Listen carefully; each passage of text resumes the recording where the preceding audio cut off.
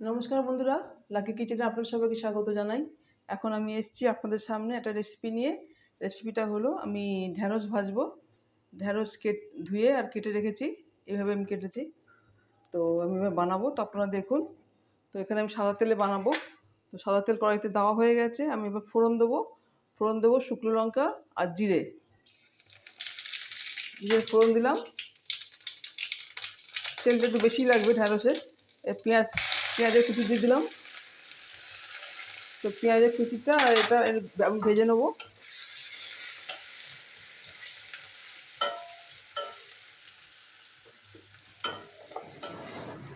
আমি একটু ভেজে দিই।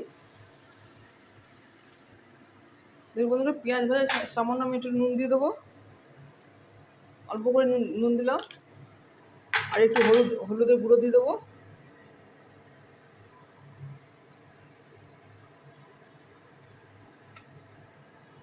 এবার আমি ভেজে নিয়ে ঢ্যাঁড়সগুলো দিয়ে দেবো।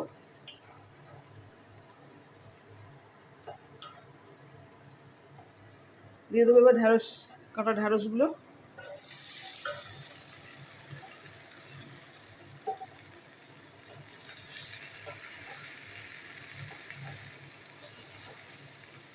এবার ঢ্যাঁড়সটা আমি ভাজবো হালকা আছে।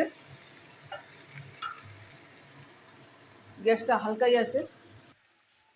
দেখুন বন্ধুরা, হয়ে গেছে ঢ্যাঁড়স ভাজা। তো এবার আমি নামিয়ে দেবো। সার্ভিং করে নামিয়ে দিচ্ছি। তো আপনারা দেখলেন, ঢ্যাঁড়স ভাজা খেতেও ভালো লাগে, অনেক ভালো লাগে ঢ্যাঁড়স ভাজা খেতে। তো আমি এবার সার্ভিং করে নামিয়ে দিচ্ছি। গ্যাস অফ করে দিলাম। সার্ভিং করে নামিয়ে দিচ্ছি। দেখুন বন্ধুরা, হয়ে গেছে ঢ্যাঁড়স ভাজা। তো আমি পেঁয়াজ, শুকনো লঙ্কা, হলুদ দিয়ে ঢ্যাঁড়সটা ভাজলাম। তো আপনারা দেখলেন, ভালো লাগলে অবশ্যই লাইক, শেয়ার, কমেন্ট করবেন। আর গরম ভাতে অনেক ভালো লাগবে খেতে।